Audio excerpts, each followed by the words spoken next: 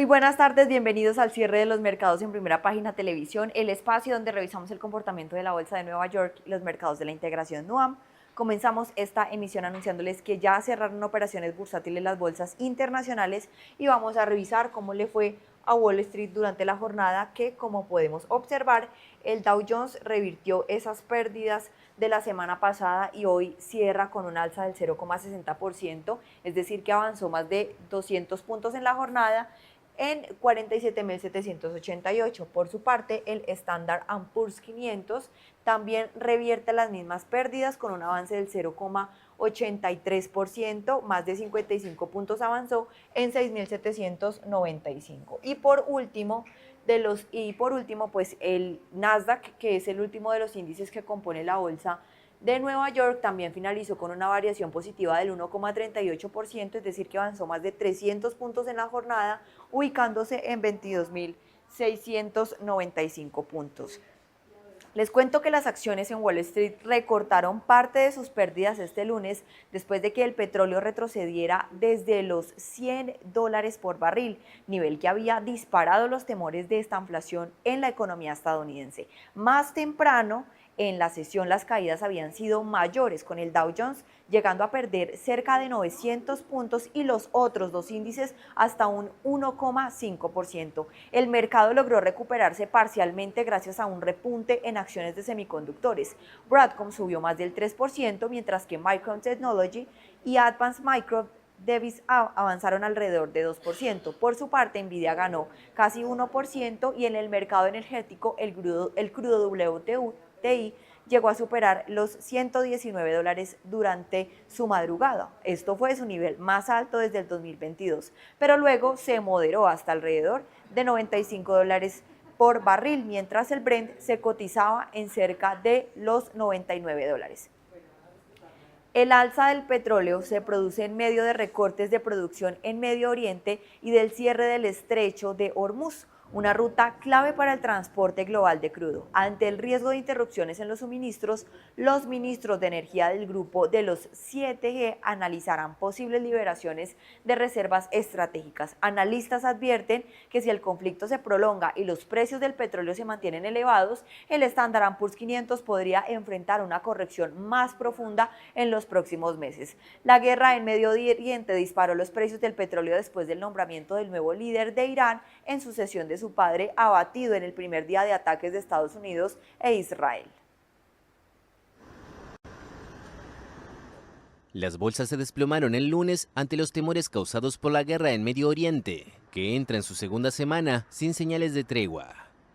Los mercados europeos abrieron con caídas superiores al 2% en París, Frankfurt, Madrid y Milán. También se registraron fuertes bajas en las bolsas de Tokio, Seúl, Hong Kong, Shanghái y Taipei. Los futuros para los tres principales índices de Wall Street habían caído la semana pasada más del 2%, mientras el dólar estadounidense recuperó valor por su condición de inversión refugio. Pero el impacto más fuerte de la guerra se sintió en el mercado petrolero. El barril de crudo West Texas Intermediate, principal referencia en el mercado estadounidense, superó los $118, un máximo desde 2022 cuando los precios se dispararon por la invasión rusa de Ucrania. En los últimos días se reportaron ataques contra campos petrolíferos del sur de Irak y de la región autónoma kurda del norte iraquí, lo que obligó a reducir la producción. También Emiratos Árabes Unidos y Kuwait recortaron la producción en medio de ataques iraníes contra sus territorios.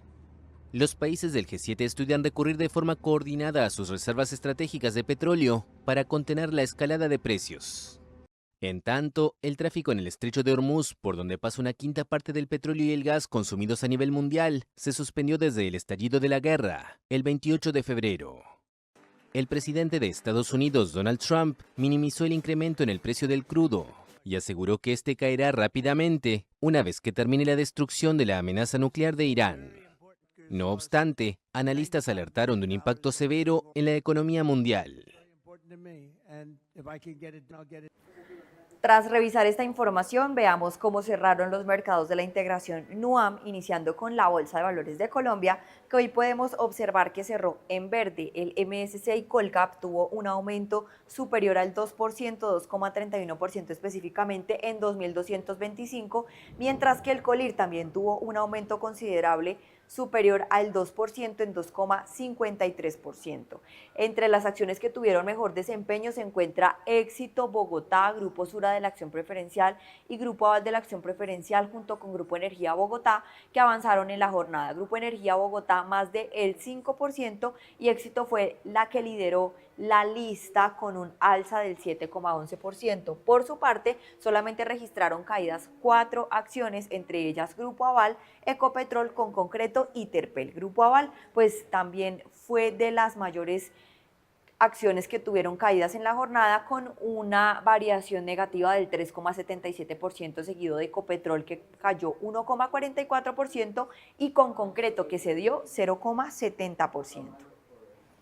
Y en otras noticias del mercado colombiano, Bancolombia participó como coestructurador y financiador del proyecto solar Barzalosa, ubicado en el municipio de Nariño, Cundinamarca. La operación crediticia se estructuró por 328.916 millones de pesos, de los cuales el banco aportó 164.458 millones, equivalentes al 50% del financiamiento del parque solar. El proyecto corresponde a la primera inversión en Colombia de Scatec ASA y cuenta con Nofod como inversionista. La iniciativa se desarrolla en más de 200 hectáreas y busca evitar la emisión de cerca de 150.000 toneladas al año, además de generar más de 400 empleos durante su construcción y aplicar programas de reforestación y protección de la biodiversidad.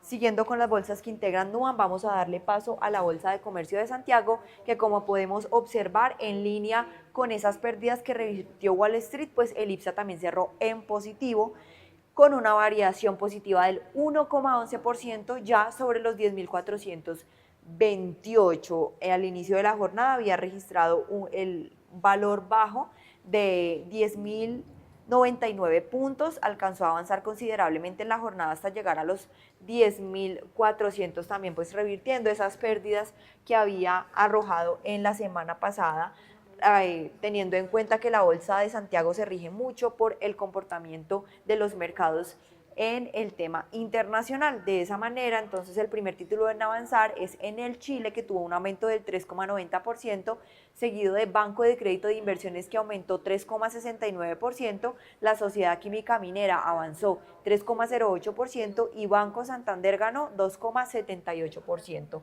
Por su parte, acciones como por ejemplo Entel, Aguas Andinas de la Serie A, Enel América y Compañía de Cervecerías Unidas fueron 4 de las acciones que reportaron pérdida en la jornada, siendo Entel la de mayor caída en 4,52%. Y en otras noticias, el directorio del Holding CAP convocó a su Junta Ordinaria de Accionistas para el 15 de abril del 2026, instancia en la que se propondrá no distribuir dividendos. La reunión se realizará a las 10:30 de la mañana en el edificio ubicado en Santiago y pues también en Las Condes, y permitirá la participación presencial y remota de los accionistas.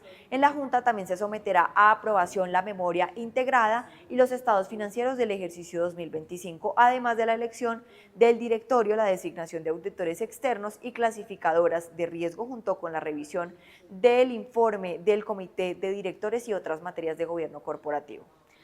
Y ya para finalizar, vamos a darle entonces paso a la Bolsa de Perú, que sus índices hoy finalizan con una variación negativa. Así las cosas, el índice general retrocede más del 1%, 1,18% específicamente en 53.182, y el índice Select también retrocede 0,6%, con menor fuerza en 1.377, descendiendo de los 1.400 con los que se había logrado mantener a lo largo de las últimas jornadas. Veamos entonces cuáles fueron las acciones de menor desempeño en la jornada de hoy. Vamos a observar a continuación, y el primer título en descender durante el día fue la acción de Regulus Resources, que finalizó con una variación negativa del 14,94%, seguido del fondo bursátil Bank SK El Dorado, que retrocedió 4,84%, y Leche Gloria se sumó a esa lista de acciones en rojo con una caída del 3,41%. Por su parte, en las acciones que tuvieron comportamiento positivo en la jornada, vamos a observar que el primer título en avanzar fue la acción de la empresa Luz del Sur, que tuvo un aumento del 6,06%, seguido de Alicorp, que aumentó 2,11%, y Cartavio Sociedad Anónima Abierta, que también tuvo un avance del 1,90%. Y en otras noticias, la minera australiana Fortescue completó la adquisición del 100% de Alta Copper Corp a través de su filial Naxcent Exploration, en una operación valorada en aproximadamente 103 millones de dólares o 139 millones de dólares canadienses. Los accionistas de Alta Copper recibieron 1,40 dólar canadiense por acción en efectivo, consolidando así el control total de la compañía por parte de la empresa australiana. Recordemos que Alta Corp es una empresa canadiense que tiene operaciones en el Perú. La transacción de Alta Copper pasará a ser una filial de propiedad absoluta de Naxcent, y se prevé que sus acciones sean retiradas de la Bolsa de Toronto, la Bolsa de Valores de Lima, y pues esto suceda alrededor del 10 de marzo del 2026. La compañía desarrolla el proyecto cuprífero Cañariaco, ubicado en el norte de Perú, uno de los distritos mineros más prospectivos del país. Recordemos que cuando generalmente una compañía compra casi el 100% de las acciones de otra, ya no es necesaria la participación de accionistas, por lo que la empresa puede autofinanciar esos activos de la empresa que decide comprar. Luego de revisar el desempeño de las bolsas de la región, ahora ponemos la mirada en Venezuela para saber de qué manera finalizó el IBC, es el índice bursátil de Caracas, en la sesión de hoy. Vemos que tuvo una variación positiva del 1,29% en 6.681 puntos. Por su parte, los otros índices que la componen, es decir, el financiero y el industrial, también finalizaron con alzas del 0,66% y 4,05% respectivamente. Entonces, en general, podemos concluir que NUAM tuvo un resultado mixto. Colombia cerró en positivo, Chile también cerró en positivo y Perú cerró en negativo. Y pues también lo pudimos observar, Venezuela se sumó a esa lista de índices latinoamericanos que también cerraron la jornada en positivo, en línea también con ese resultado de Wall Street. Y en otras noticias, Venezuela registró la inflación más alta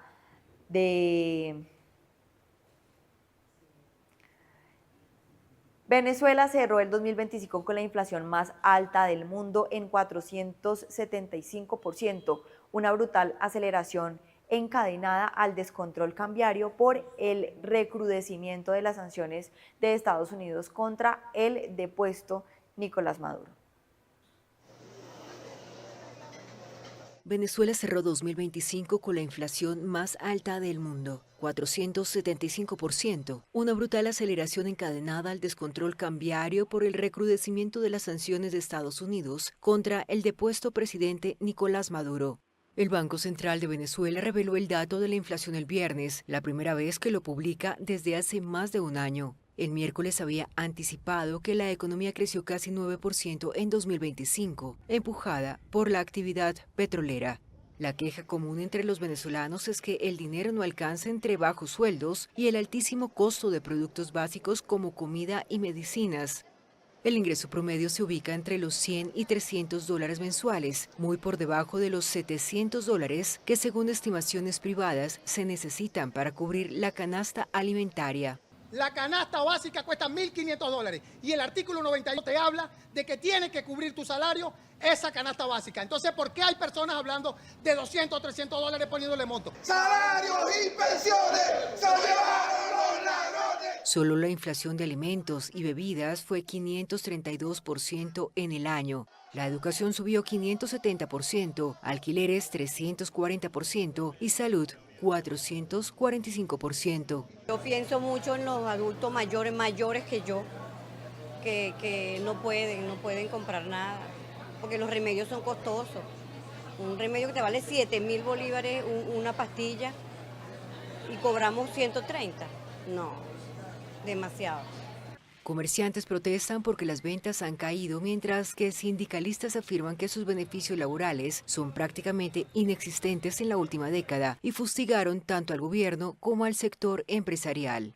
Claro que nos preocupa porque si esto sigue así, vale la pena tener el negocio, para tener pérdida. O sea, tú tienes un negocio es para obtener una ganancia, pues si obtienes pérdida, tú cierras tu negocio. En 2024, Maduro informó que la inflación se situó en 48%, aunque no hubo un informe y el Fondo Monetario Internacional aseguró el año pasado que Venezuela registró el alza de precios más alta del mundo. Según expertos, la perspectiva es que la inflación sea menor para este año 2026 y se sitúe entre un 100% y un 200% anual. El gobierno de Donald Trump ha levantado de manera gradual las sanciones a Venezuela y la presidenta interina venezolana Delcy Rodríguez ha impulsado una reforma petrolera, además de anunciar que reanudarán los lazos diplomáticos con Estados Unidos.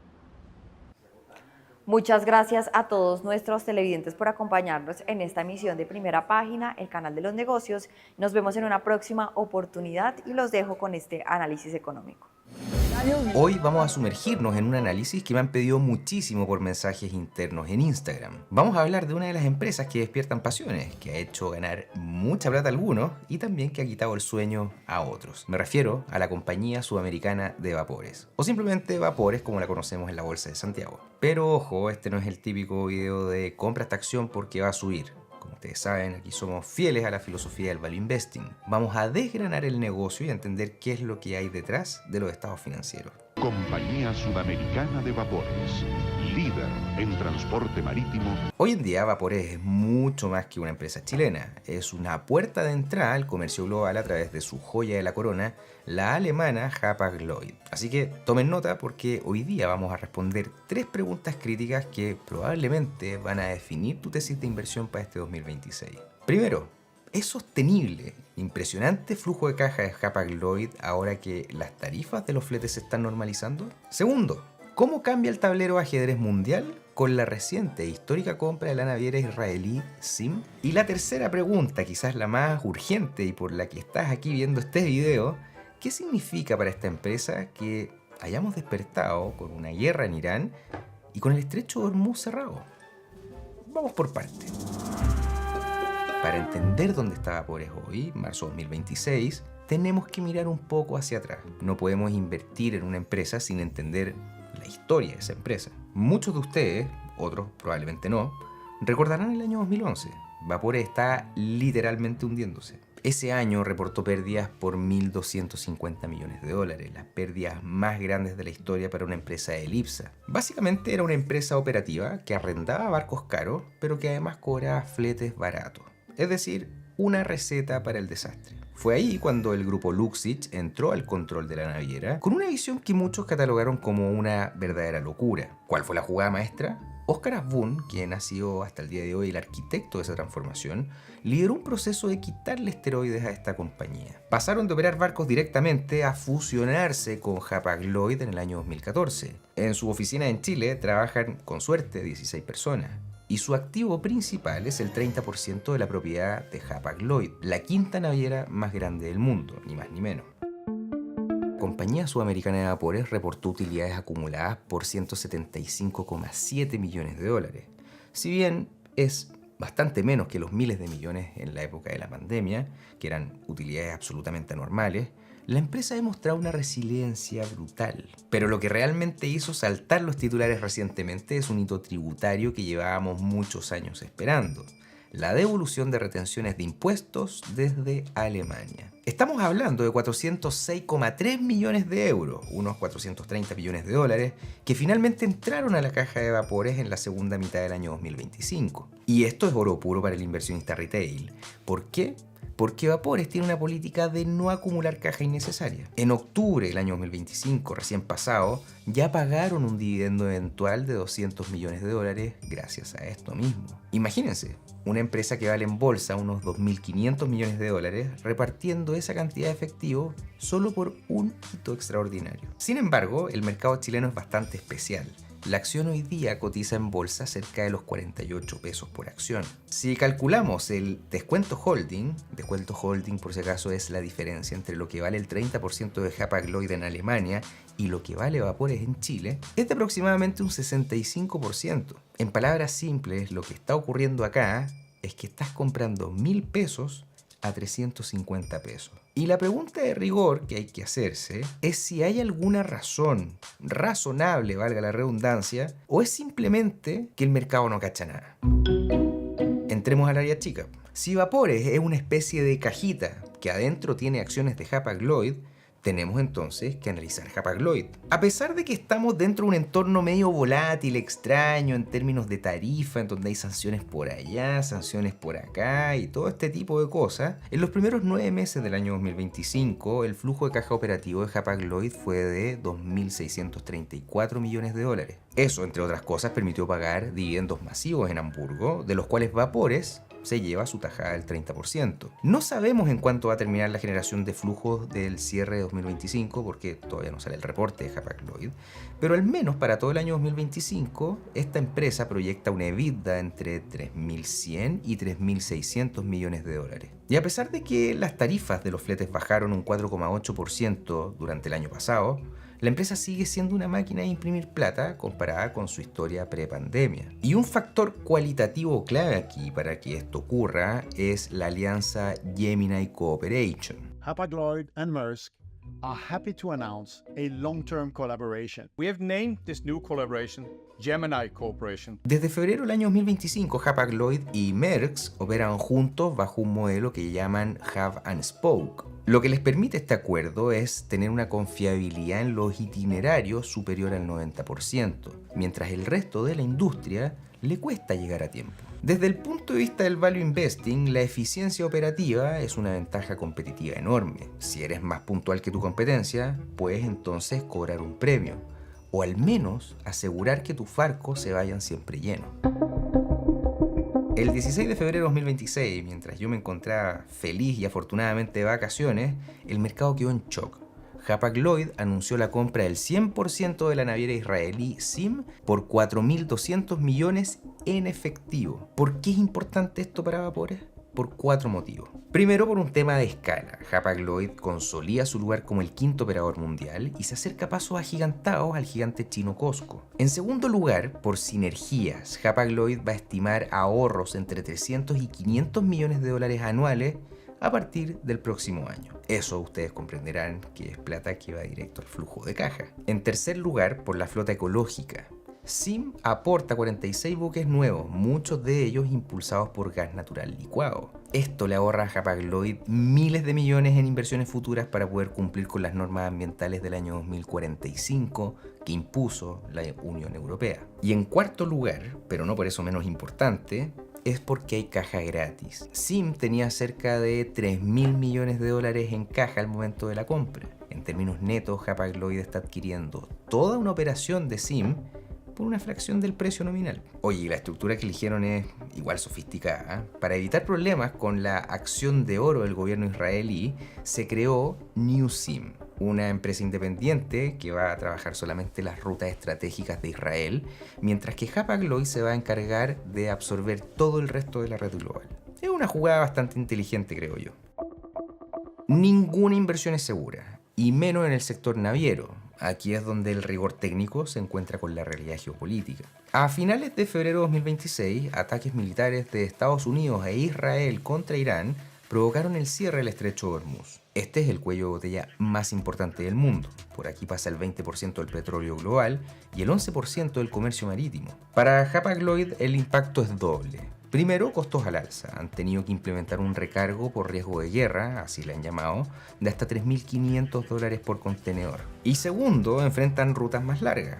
Al igual que con la crisis del Mar Rojo, los barcos ahora tienen que esquivar toda la zona del conflicto, lo que agrega más o menos 10, 12 o 14 días más de viaje y obviamente dispara el consumo de combustible. Pero paradójicamente las crisis suelen ayudar a las tarifas de los fletes. El cierre del estrecho de Hormuz ha dejado atrapados unos 200.000 contenedores dentro del Golfo Pérsico. Esta reducción forzada de la oferta de barcos está poniendo un verdadero piso a las tarifas que se esperaba que cayeran durante este año 2026. Por lo tanto, lo que parece una tragedia logística puede terminar protegiendo los márgenes de Hapag-Lloyd, al menos durante el segundo semestre de este año. Y este es el gran temor de la industria. Se espera que en 2026 la flota mundial crezca un 3,6%, mientras que la demanda de carga solo crezca un 3%. En resumen, hay muchos barcos nuevos entrando al agua. Sin embargo, aquí es donde la compra de ZIM y la alianza Gemini actúan como un escudo. Al ser más grandes y eficientes, Hapag-Lloyd puede sacar barcos viejos y menos eficientes del mercado para equilibrar la oferta, algo que una naviera pequeña no se puede dar el gusto de hacer, al menos si no quiere quebrar. Amigos, estamos entrando al final de este análisis. Mi pega acá no es decirte qué hacer, sino darte las herramientas para que tú decidas. Repasemos los hechos objetivos que tenemos sobre la mesa. Vapores tiene un balance impecable, tiene más efectivo que deuda luego de recuperar los impuestos alemanes. Hapag-Lloyd está jugando al ataque. La compra de ZIM le da una escala y una flota ecológica que la posiciona no solamente para el próximo trimestre ni para el próximo año, sino para la próxima década. Dividendos, por eso estamos acá, ¿no? El retorno por dividendos proyectado para los próximos 12 meses es de aproximadamente un 13,9%, sumando obviamente el dividendo normal y los eventuales que podrían venir por el remanente de caja. ¿Para qué vamos a hablar de la valoración? Hay un margen de seguridad bastante amplio, ¿no? Por otro lado, tienes los riesgos de una escalada bélica que podría desestabilizar la economía mundial y provocar la tan pronosticada recesión. Y en ese escenario da lo mismo cuántos barcos hayan por ahí.